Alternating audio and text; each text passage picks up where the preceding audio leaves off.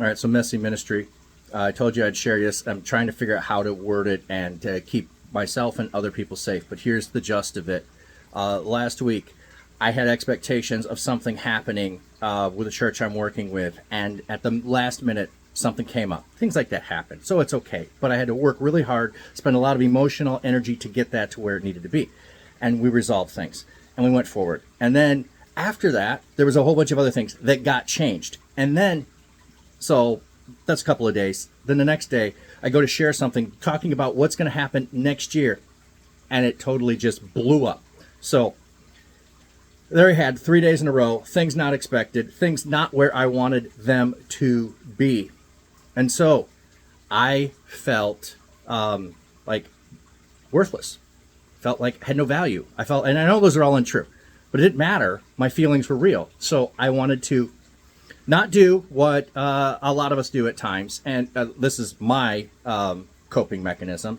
Go do something I can start and finish and accomplish and point to and look at that and say, look what I did. I did something valuable. I did something good. So I didn't do that. And as I was learning today, that's kind of my false self. So I didn't go run and do a thing I could accomplish and do something physical, which would get my mind away from thinking about what happened. I also didn't go to anything that would be emotional joy for me, even though it might not later be, but, like go eat a whole bunch, or, if you have other problems, you go and you substitute something short term that later isn't going to feel good, but at least it feels good in the moment. And I didn't do that. And so what I did, I let myself sit in the ickiness. Just sit. The rest of the day, I sat in that ickiness of I don't feel good. And I just let myself sit before God.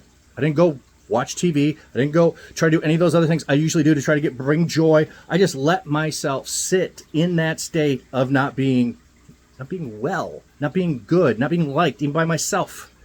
It's a hard thing to do. It's the messy thing. That is the thing that I am least likely to tell you. I'm not even giving you all the dirt on all of what it is because it's painful.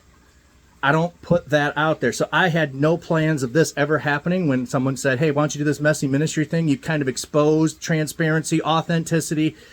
Well, that's as much as I can give you without vomiting all over you. So I hope that makes enough sense that you can get it. It's like I sat in the worst feelings that I allow myself to have without covering them up, masking them, and pushing them down.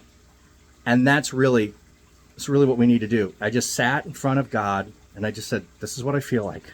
And I don't like this. And I'm not asking you to take it away.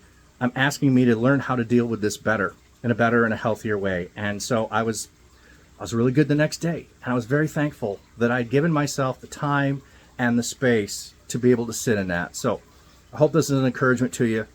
And I hope this also helps you realize you never know when you add that one little thing to someone else that just sends them into an emotional roller coaster that they are going to have a hard time dealing with for the next couple of days. So encourage you. Love you all. Thanks for tuning in. And if you watched all the way to the end, thank you very much. This isn't a rant. This is just me trying to share that you're not alone if this is something that you go through.